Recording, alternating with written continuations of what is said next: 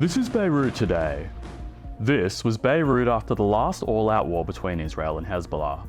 We are now closer than ever to seeing a new full-scale conflict playing out in the Middle East. And this time, it wouldn't just be a repeat of the last war, it would be far worse.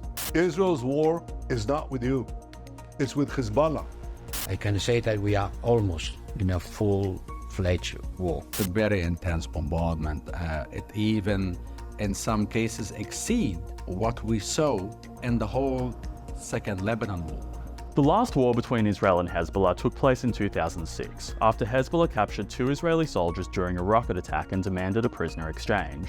Israel refused, launching a ground invasion into Lebanon that became a 34-day armed conflict. The total direct war damage on both sides was estimated at over 9 billion Australian dollars. To put that figure into perspective, the Bank of Israel warned a new war in Lebanon could cost up to 96 billion Australian dollars. And that was based on estimates from May, not even factoring in the latest escalation or a full-scale war.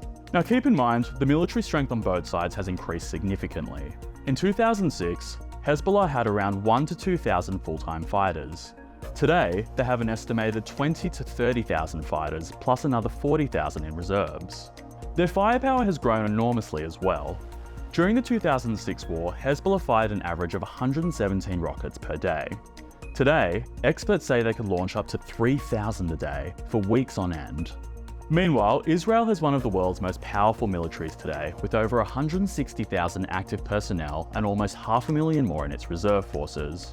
And with the US as its key supplier, the IDF is one of the most technologically advanced powers in the Middle East.